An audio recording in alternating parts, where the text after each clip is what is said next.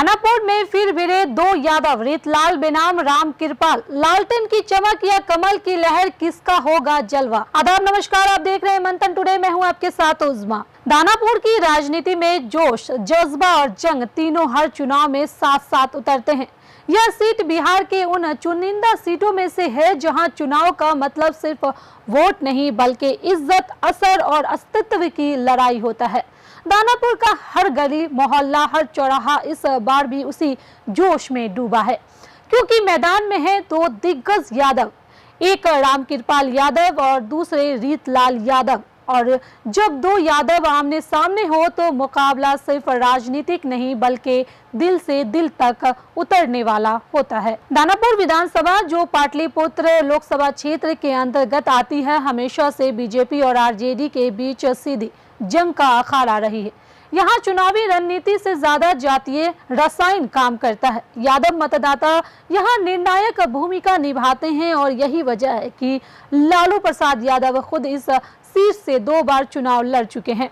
1995 और 2000 में तब पूरा इलाका लालू बोले हाँ तो हाँ, ना बोले तो ना वाले तेवर में डूबा रहता था। लेकिन वक्त बदला पर दानापुर का तेवर नहीं। इस बार भी दानापुर उसी रोमांच से जल रहा है। मैदान में आरजेडी से रीतलाल यादव हैं। वहीं रीतलाल, जिनका नाम लेते ही पूरा इलाका बोल उठता है, रीतलाल भैया आए हैं। जेल गए, निकले, लेकिन जनाधार और जलवा दोनों जस के तस रहे। वहीं दूसरी ओर बीजेपी ने उतारा है अपने पुराने और सधे हुए खिलाड़ी राम कृपाल यादव को, जो कभी लालू के साये में रहे लेकिन बाद में अलग होकर बीजेपी का झंडा थाम लिया। राम कृपाल वो नेता हैं जिन्होंने पाटलिपुत्र लोकसभा में मीसा भारती को हराया था, लेकिन 2024 में उसी मीसा से हार भी गए। अब वे विधानसभा की सियासत में अपनी साख बचाने उतरे हैं। दानापुर की राजनीति का दिलचस्प पहलू ये है कि यहाँ हर तबका जुड़ा हुआ है। शहरी वोटर जो विकास की बातें करते हैं, ग्रामीण वोटर जो जातीय समीकरण देखता है, और दियारा क्षेत्र का मतदाता जो नेता की पहुंच और पावर से प्रभावित होता है। गंगा के बीचों बीच फैले दियारा इलाके में नाव पर भी चुनावी चर्चा होती है। कौन जीतेगा इस बार, लालटेन या कमल। 1985 में एक निर्दलीय उम्मीदवार ने यहां जीत दर्ज कर सबको चौंका दिया था, लेकिन उसके बाद से ये सीट कभी बीजेपी कभी आरजेडी के इर्द गिर्द ही घूमती रही। 1996 में बीजेपी के विजय सिंह यादव ने बाजी मारी, फिर 2002 में आरजेडी के रामानंद यादव ने वापसी की। यानी दानापुर की राजनीति में यादव उपनाम जितना भारी है उतना ही टक्कर हर बार मिलती है।